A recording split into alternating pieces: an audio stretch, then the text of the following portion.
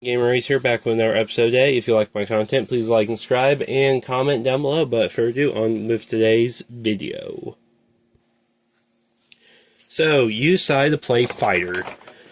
The one-man army, sword slashing, and one-man machine of your party. As a fighter, you are basically the big tool of the group. You're basically the one guy that manages to get everything done. Leader, also quickly taking care of enemies, goblins, so forth and so front, up in the front.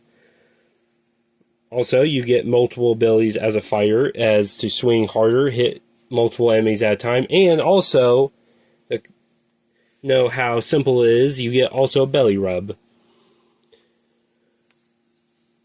You are a well-rounded specialist, so basically you know what you need to do. You know what you need to do at all times, plus you are all skilled in all weapons, armor, weapons, and so forth. You are basically a walking Swiss Army knife. You know what to do, and you can get the job done in little time. Train for danger. Basically, you are... Not every member of the city watch or village knows how to do things like a Queen's Army fighter can do.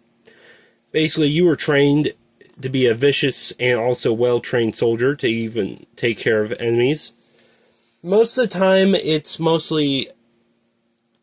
reason why someone would be a fighter is, to go out, become a legendary swordsman, or go and kill a great beast like a dragon. But, going forwards, let's go. As a fighter, you get, at first level, you get fighting style, second wind. Second wind is basically you can quickly get back up again, regain some HP, and start fighting even more. Fighting style is depending on what type of style of fighting are you. Are you a swordsman? Are you a bowman? Are you heavily defending? Or are you much wearing heavy armor? You get a +2 proficiency until you hit level 20. When you hit level 20, you get a +6 proficiency rate. Action Surge, used once. Basically, when you hit Action Surge, you can hit someone again. Very good, very good. Basically, over the course of your adventure, you get more action surges, extra attacks, and then you can use Action Surge to do all that all over again. Basically, you can hit someone like 20 times in a row. Just go... wop, wop, wop, wop, wop, wop, wop, wop, wop, wop, wop, wop, wop. Just constantly hitting them with a sword. In their face. Yes. Martial archetype. What type of fighter are you? Are you a battlemaster? Are you the greatest swordsman who knows how to hit someone in their weakest spots? Or are you a eldritch knight who uses magic to do the job quickly? Who knows? Ability score improvement. At 4th level, 5th level, you get extra attack, +3 to your proficiency bonus. 6th level, you get ability score improvement. 7th level, you get martial type archetype feature, so better fighter, yes. 9th level, you get Indomitable, used once. 10th level, you get martial type feature.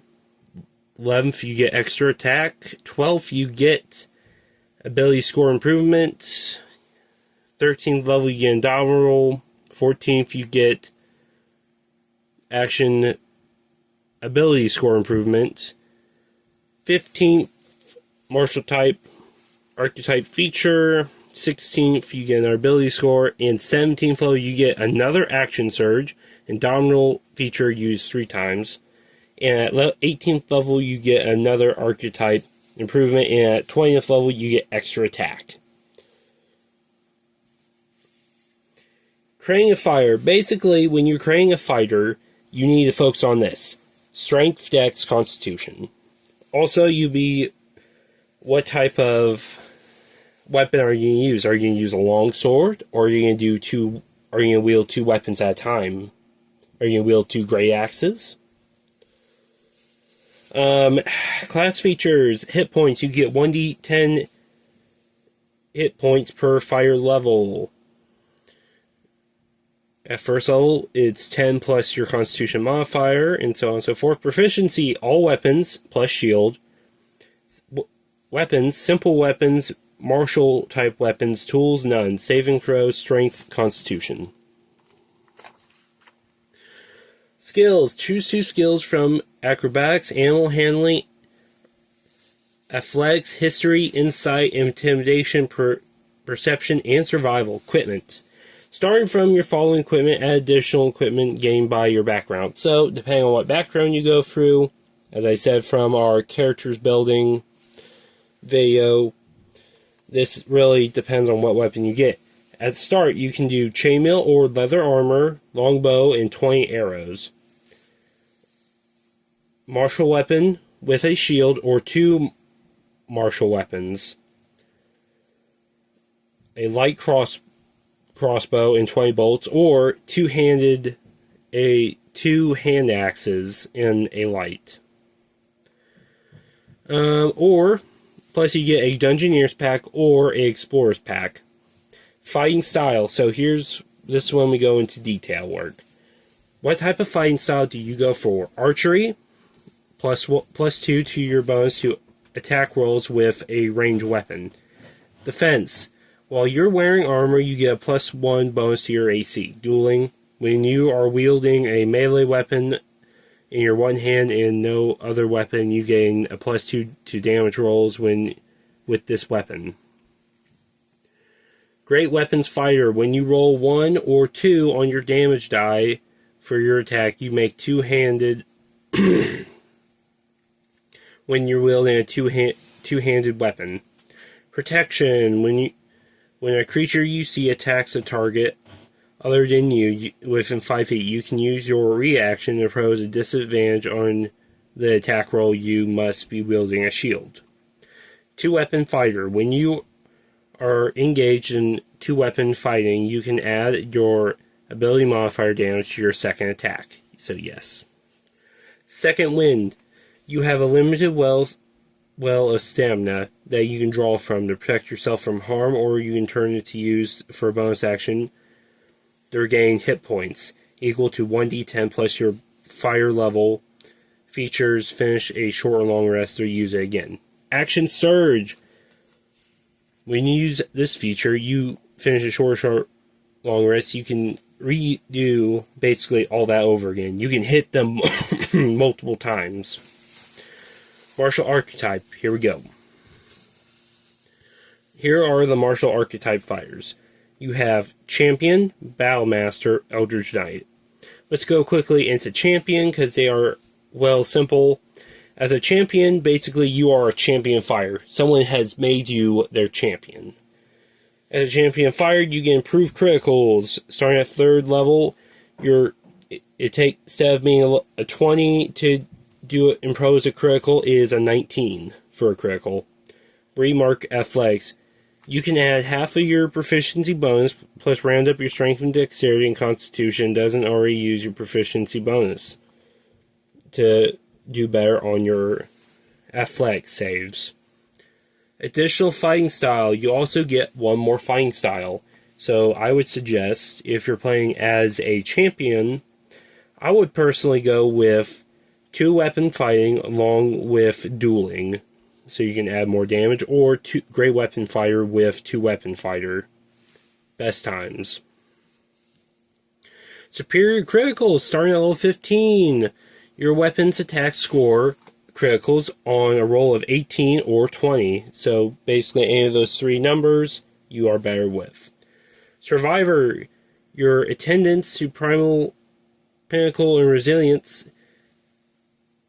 regain HP points 5 plus your constitution modifier. If you have no more than half your HP, you don't gain benefits when you have 0 hit points. Battlemaster, this is when it gets interesting. Combat superiority. You get combat superiority dice. Basically, it's a D6 or a D8, depending on what level what type of Battlemaster you are. Superiority dice. You have superiority dice, which are D8s. Sorry there. Superiority die is expended when you use it to use a superiority action. Saving throw. You have your maneuvers require your target to make. They have to make a DC 8 plus your proficiency bonus plus your strength or dex bonus, your choice. Student of War, starting at 3rd level, your proficiency with one of these types artisan tools of your choice. So basically, you can be a painter or so on and so forth, or a sculptor. Or you can do a Zen garden, just, knowing, because you read up on the book of Sun Tzu, The Art of War. Fun times. Know your enemy. If you spend at least 1 minute observation or interacting with another creature, you know its strengths, weaknesses, and so on and so forth. Improve combat superiority starting at 10th level. Dice turns into D10s at 18th level when you turn into D12s. Maneuvers. You learn. Here's the maneuvers you can learn. Here we go. Commander Strike. Basically, you can command another follower to hit better. You strike there. Disarming attack. You basically slap them so hard on the hand they drop their weapon. Distracting strike. You basically weave around the place, causing a distraction while you're striking someone. Evasive footwork. You start dancing around the battlefield while you're hitting someone. Lunging attack. You dislocate your shoulder, aim a little bit more to the left, and you hit them right in the jugular. Maneuver attack. Basically, you do more maneuvers while you're doing another maneuver to hit an enemy. Parry. You basically swipe someone's sword swing away from you. Precision strike. Basically, you hone in on your enemy's weakness, and you go for a sudden death strike. Pushing attack. You basically shove someone with your weapon, basically hitting them with the very dull side of your blade while slapping them backwards.